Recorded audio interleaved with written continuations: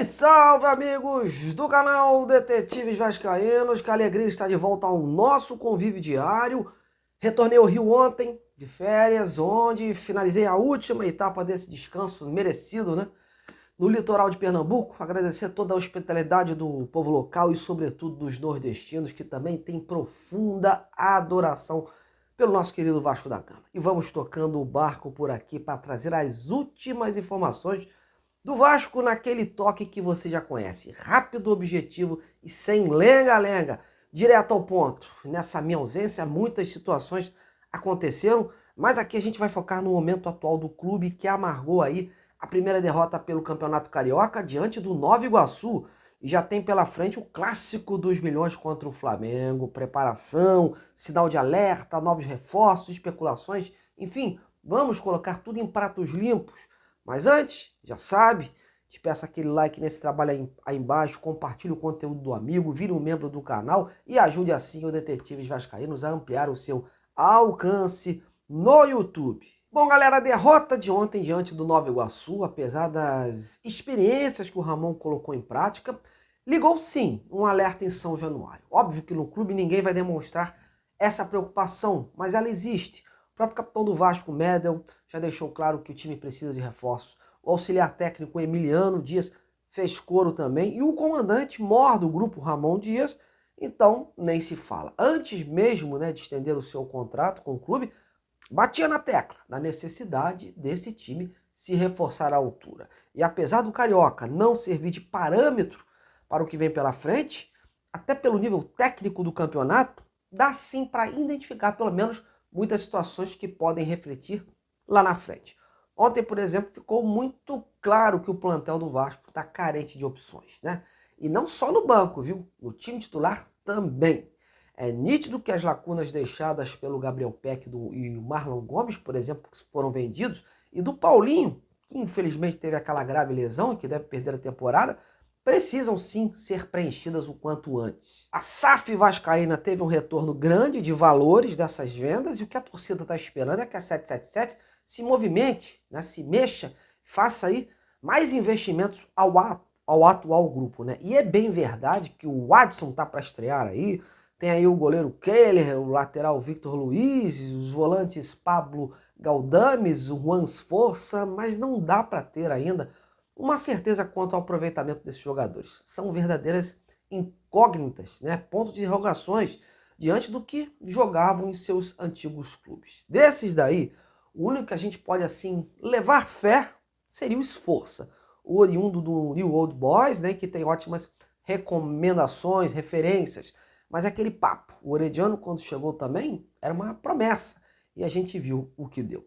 Então são coisas bem diferentes quando você troca de time entre clubes locais e de países, né? Há a questão da adaptação, logística, peso da camisa, maturidade, cobranças, momento do time. Então, meus amigos, o Vasco precisa, nesse primeiro momento, de jogadores encorpados, que estejam aí prontos para esses desafios, né? E hoje ainda não há uma certeza de que essas peças possam render assim. Uma das contratações mais questionadas é do Davis, né, atacante que estava sem espaço no Internacional. Pode deslanchar aqui? Pode, mas as últimas exibições do jogador deixaram os torcedores, olha, de cabelos em pé. Muito pouco futebol para que o Vasco precisa nesse ano, né? E a ideia da diretoria é a montagem de um elenco competitivo. Foi essa promessa feita não só pelo CEO Lúcio Barbosa, como pelo executivo Alexandre Matos. O Matos, aliás, que segue naquele discurso de pés no chão visando o futuro, né? Há, inclusive, esse ponto de interrogação em relação ao trabalho do diretor. Até que ponto ele está aí com total liberdade, né, e isonomia para tocar a questão dos reforços, né? E até porque ele é obrigado a se reportar a 777, né? O executivo, assim como aconteceu com o Brax, com a SAF do Vasco, ele tem que sempre ter aí a chancela da 777. É preciso aquela canetada final para bater o martelo sobre o jogador, entendeu? A ou B. Então essa demora voltou a ser criticada pelos torcedores, que esperavam aí com a chegada do Matos que as coisas pudessem ser mais aceleradas. E eu vou repetir aqui o que eu disse ontem em minhas redes sociais. Esse time está sim precisando de reforços. E não são poucos não, viu? para buscar competitividade, tem que reforçar. Há carências nítidas no elenco.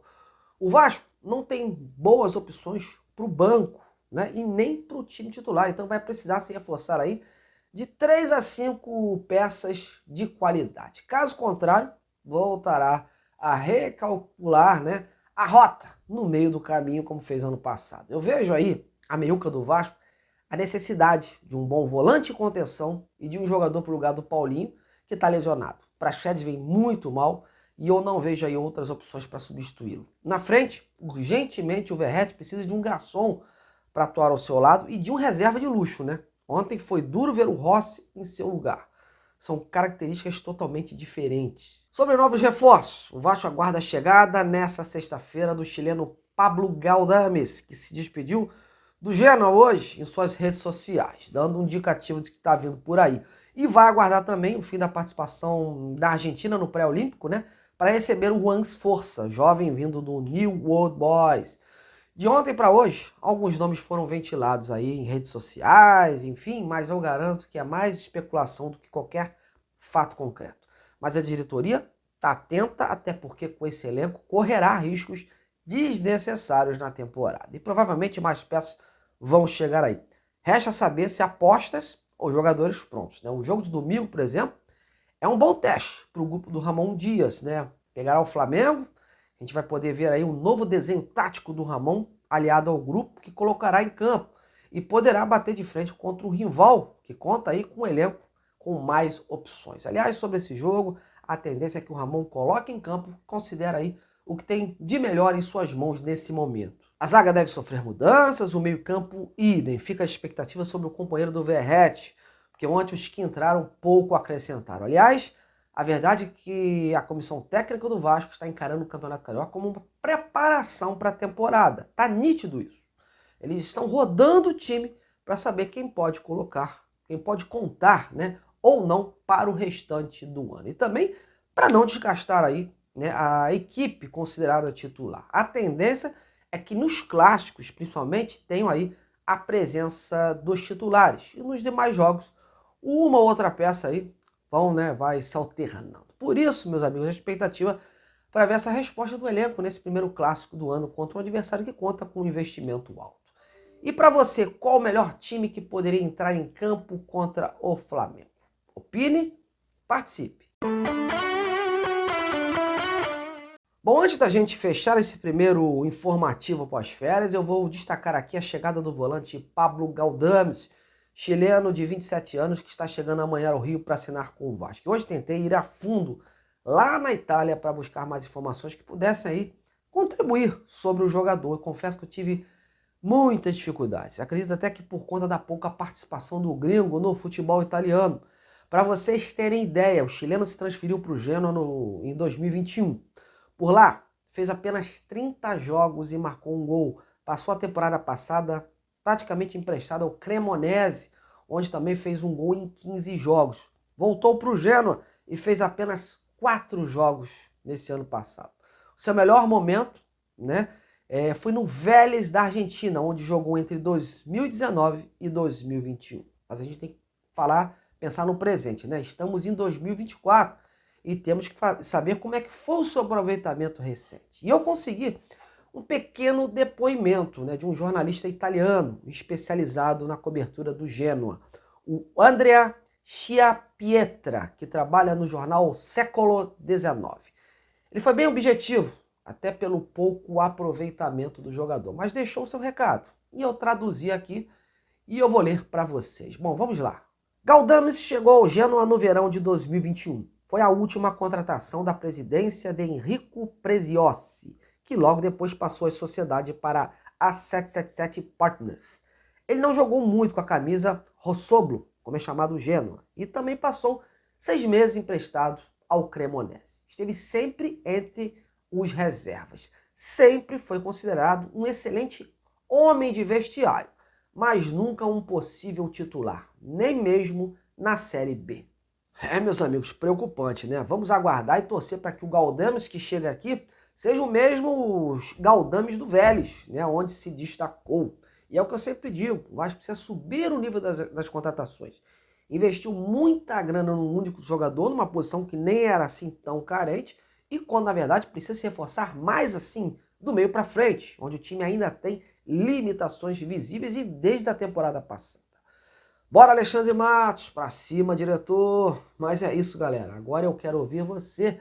Bote a boca no trombone e diga o que vem achando desse time do Vasco e o que precisa ser melhorado. E você também está confiante para domingo? Então, comente aí e vamos participar. Bom, tô indo nessa. Amanhã eu tô de volta com muitas outras informações. Valeu, um grande abraço e até a próxima.